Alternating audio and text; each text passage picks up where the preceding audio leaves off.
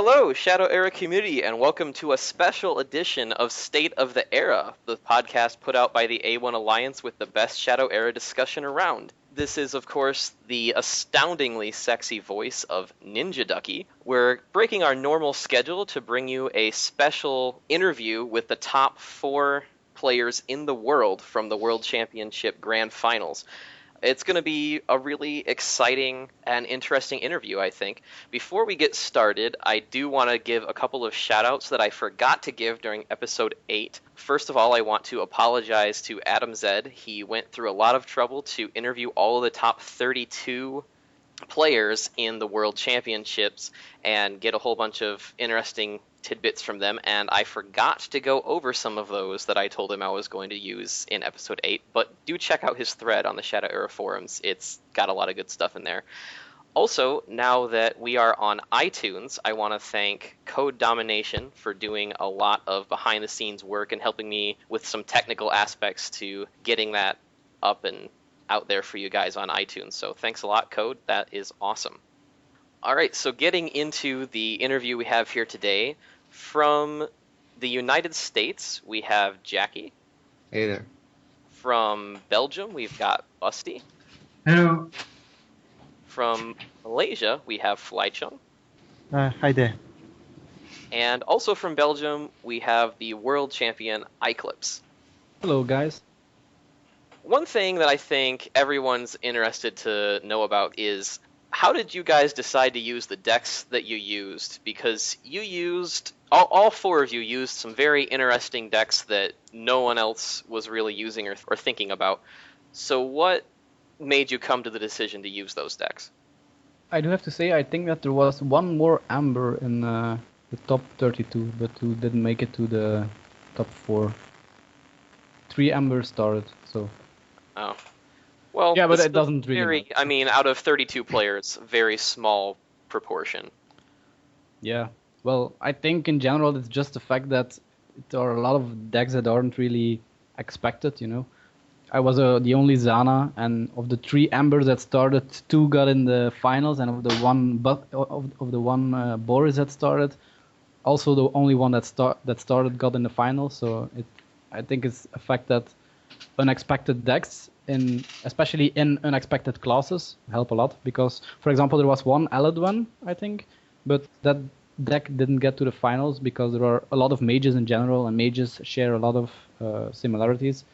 So I think in general all mages are weak to Ambers, for example. And yeah, well, it's warriors and priests were highly represented in the finals. And well, that's my view anyway. Fly, how did you decide to use a warrior? All of you guys, how did you decide to use warriors in the end? For me, it was by talking a lot with Jacqui, and basically I used his method, so maybe you should explain it. I had a very methodological approach to this, which involved a lot of scouting beforehand. I watched all the tournaments, all the qualifiers, pop-ups, etc. And I came to a breakdown of the top 32, what I could be expected to meet. And I think as most of you know, I got pretty close on my predictions about the exact breakdown of the heroes used. So what I did was I put down my own heroes that I could use, all the possible decks, and their matchups to each of the heroes that I'd be expecting, and Warrior for me was the top choice. And what was your second choice? Because you had a good second choice as well, no? For my list, it was Amber and then Boris. Yeah, and you got pretty close with that, because Boris also got in the finals. That's true. What about you, Fly? What made you go with Amber? I pick it based on my gut. Sometimes that's what you gotta do. Yeah, I mean, it was a surprise inclusions for me actually. So before the day, I kind of get wins that there'll be people's drop out, so I might have a chance. But honestly, I didn't really plan for it because I didn't want to overthink too much of it. So I haven't put much thought until that night. That's when I say, okay, well, just go with the heroes I'm comfortable with, and then and knowing that I won't see a lot of lands in the final, cause they will face they had a hard matchup against Zaulanders and March. So I think Ember will be a safe choice. I mean, it will be a good choice. But I did modify a bit on my Creep Mesh deck to suit this tournament. So yeah, so I just bring the deck and then just go with it. What are exactly the strong and weak? The strong we know, but the weak matchups of your deck, because you mentioned lands, but I can't imagine lands being that bad. If you can rush a lands enough, he takes also a lot of damage, and he can't heal anyway, so it can be unwinnable as well, I guess. Yeah, actually, I faced lands in round 1. So obviously you can win that matchup. It's just very difficult. As long as my rush is taking the board over the board, I should be good. And then I'm drawing the Blood Frenzy earlier, so it helps a lot. The bad matchup for for my deck, I think obviously will be Bane Bow. I presume because his 3 Shadow Energies ability can easily take off my Winnies. And then with his Soul Seekers could heal himself out. You have Aeon as well in your deck, so that helps a lot versus Banebow, no? Yeah, that's right. I mean, Aeon was the modification I include into this deck. I specifically added Aeons for Banebow and for Moonstalker. So I think that was a good addition. Well, yeah, it helps. And then, but obviously, when I reach the day 2 and things, it turns out. I mean, obviously, by looking the 3 of you, my deck is the weakest among the 4. Well, but you probably would have won versus me in the last game as well if you just had that Blood Frenzy like 2 turns earlier. So, I mean, you can't say that you have the worst deck. I would say you have the best deck of us 4. I also think you had one of the best deck among the 4. I mean, I know you are the one I didn't want to face in the semifinals because of your rush. Yeah, I totally agree. I think I'm the winner of the worst deck.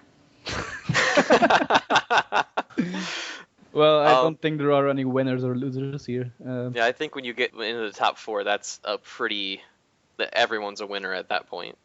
Now, something that Fly kind of touched on was specific things that you've tweaked in your deck for the expected top 32 meta. What did you guys put in your decks that might not normally be there for general use, but specifically going into this event, you were like, I need this card? What were those? Well, for me, it was the Shrine of Negacia.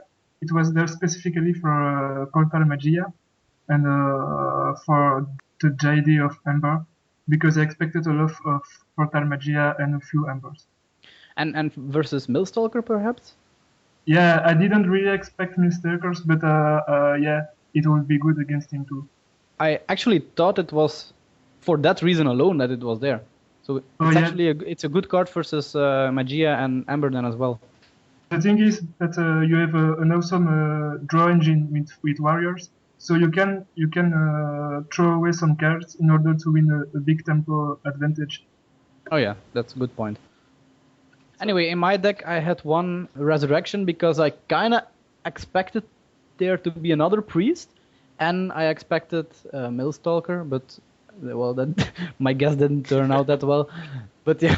So you had one tech card for a matchup that never came. Basically that, yes, exactly. And I could say that Healing Touch is a tech card as well, but it's good in so many matchups that I don't consider it a tech card anymore. I mean, I think it's a very good card in about 80% of my matchups. Yeah, it helps you against fast decks. It helps you against controlling decks with removing the effects and the attachments. It helps keep your Aeons alive. It helps keep you alive. It does a lot of good. There are only 2 factions I think it doesn't really help against, and that's rogues and other priests, basically. That's the matchup that I stack the card actually instantly always. But other than that, it's useful in almost all circumstances. So yeah, other than that, there weren't really that specific tech cards, I think. What about you, Jacqui? Did you change anything specifically for this meta? Yes, I did. I wasn't expecting that many human classes. I was expecting the shadows. So I took out Chris out of my deck, which was a big mistake, I think. Why was that a big mistake, would you say? Well, in the semifinals and the third place match, Jasmine was really messing me up, and I didn't have any answer except using retreat, which was using up all my retreats so I couldn't retreat Aeon later in the games. Chris would have helped there. Yeah, that's a good point. That's true. But wouldn't, for example, a reserve weapon help as well? So you could bring back a Jeweler's Dream and buff it to 4 attack and kill that Jasmine? Or No. This add is one the other... early game. Only Rusty Longsword would help, or Chris. Oh yeah, and what about Rusty Longsword? Because I read something that you had that in your deck at first. Yeah, I changed that too. That was also a mistake. Oh yeah, okay. Yeah, actually, that's one of my later questions for Jacqui, so we'll skip over that part just yet. Fly, you said that you had Aeons in specifically for this meta? Yeah, yes. I took off Chris for Aeons, and it works out good for me in certain games, if I'm not mistaken. But on day 2, it certainly didn't help. Except maybe Busti, where I think I won a game, one particular game versus him with my Aeon up. Other than that, it kind of doesn't fit into my deck. I mean, Aeon, he's huge, he's big, fat. Right. Yeah, slow. Yeah. Also, if I have to choose, probably I'll do some bit more tuning right after this.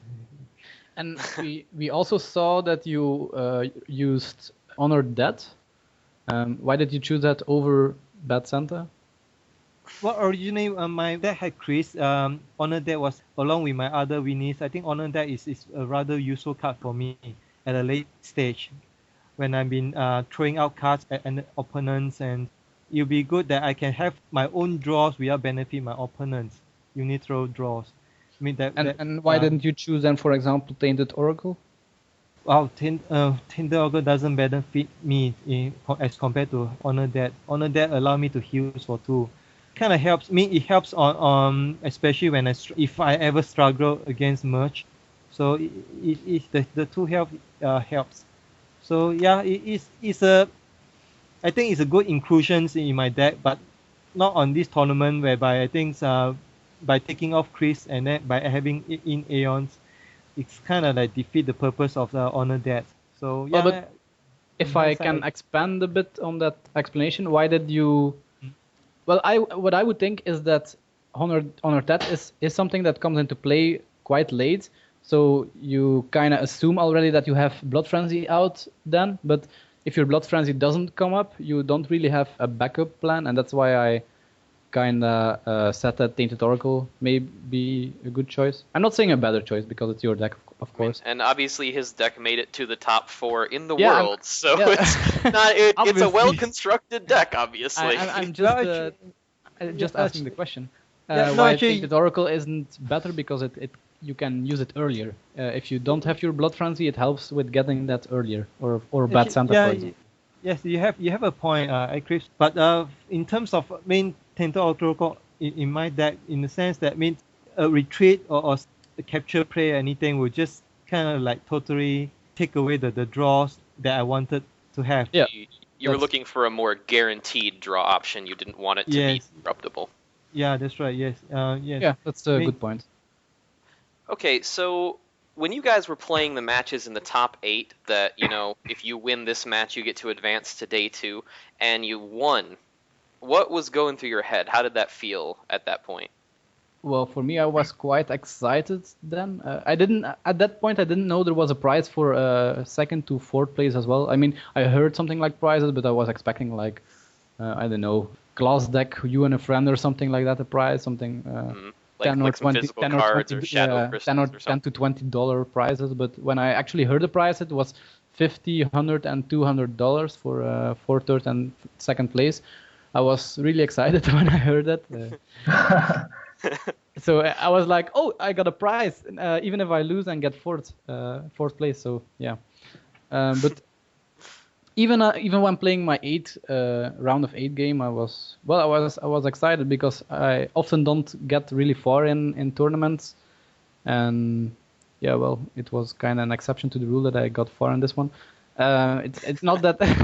If there's going to be one tournament to get far in, this was a good one. Yeah, exactly. But it's also so. I prepared a lot more for this tournament than I did for normal pop-up tournaments or something like that. I was supposed to be studying a lot, but when I'm supposed to be studying, I'm thinking about Shadow Era and what should I do with my deck and what should I play, and it's I basically think about basically thought about a Shadow Era World Champion about 3 hours a day or so, or even more. So yeah, maybe that helped a bit. I'm sure it did.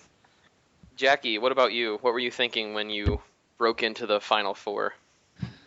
I was wondering whether or not my game was broadcast on the little Shadow Era TV.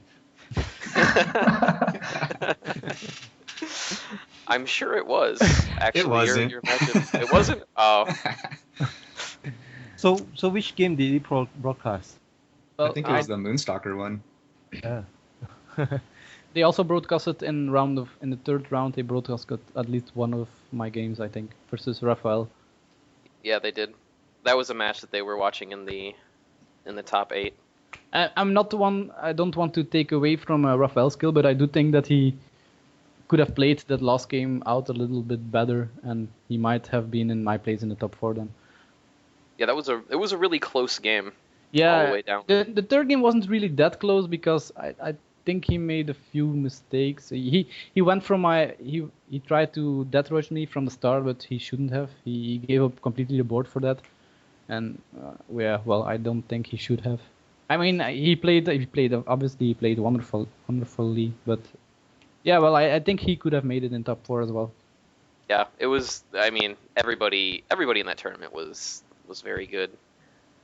I did have some specific questions for each of you guys about certain things I noticed in your decks. First of all, Jacqui, you mentioned a lot in A1 before the tournament that Dimension Ripper, after day 1, you mentioned that Dimension Ripper was a really risky card to have in, and you kept feeling like it was going to screw you over. At the end of the day, do you regret bringing it, or do you think that it helped you overall more than it hurt you? Oh, I definitely regret bringing it. I think it was the reason I lost, quite frankly. What were some specific things that happened? Okay, so the very first game in the tournament, it totally messed with my whole strategy. I was putting Sandworms on the board against Magia, and then I had to use a Dimension Ripper. So he started ripping all these retreats and totally getting rid of my Sandworms. And I was like, what the heck? So that sucks. Yeah, so my whole strategy was like going out the window. So I already knew like right then and there that this card was going to make me lose. And I particularly remember when you were fighting one of your games against iClipse, it looked like you pretty much had a lock on the victory, and then he dropped an Enrage.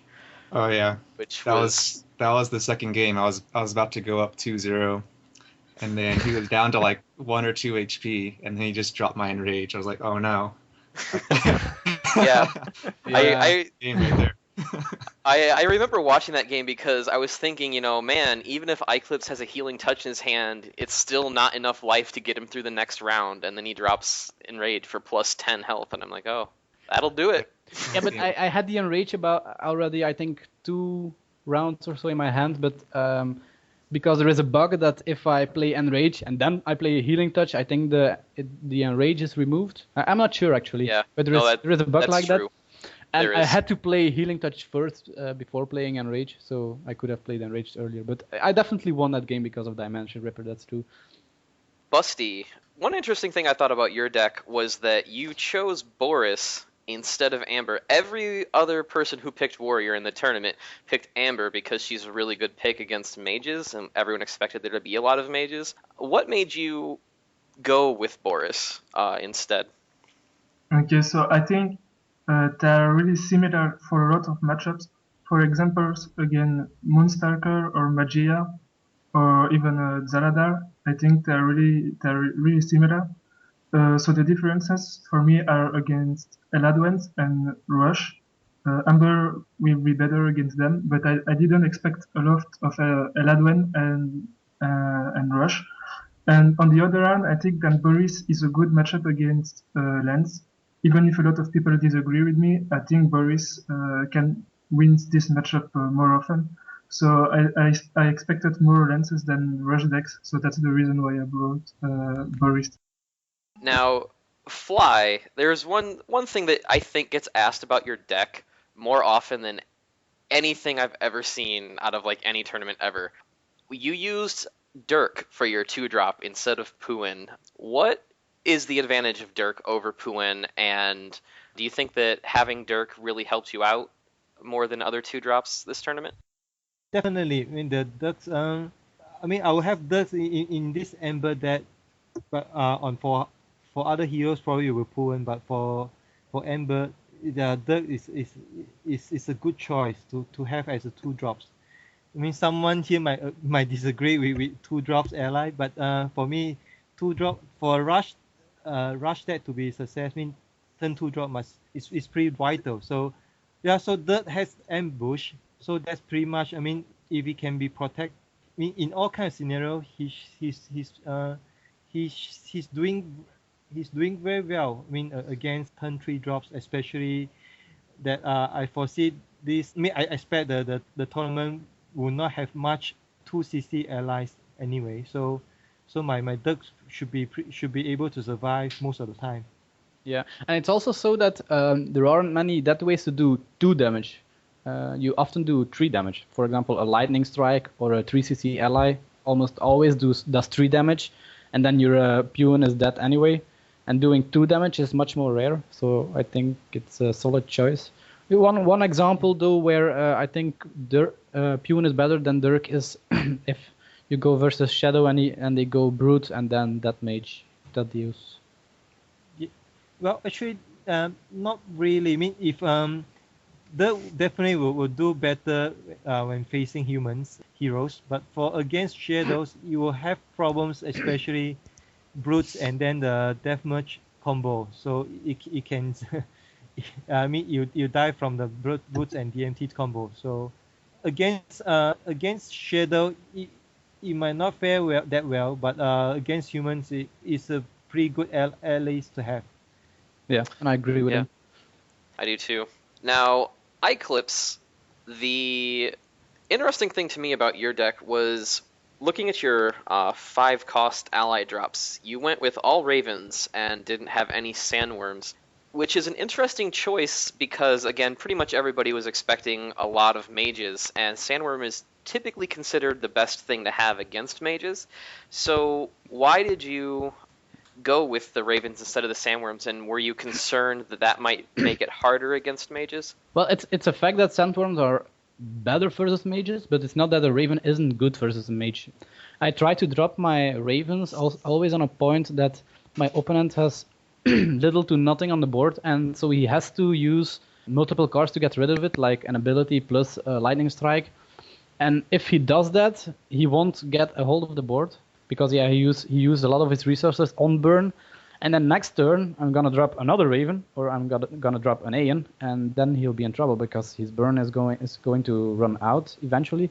And in the end, Raven does more damage than Sandworm. For example, if I only have a Sandworm on the board, and then my opponent drops a Plasma Behemoth, for example, then I won't always be able to get rid of it. But if I have a Raven, I'll at least be able to completely cripple it.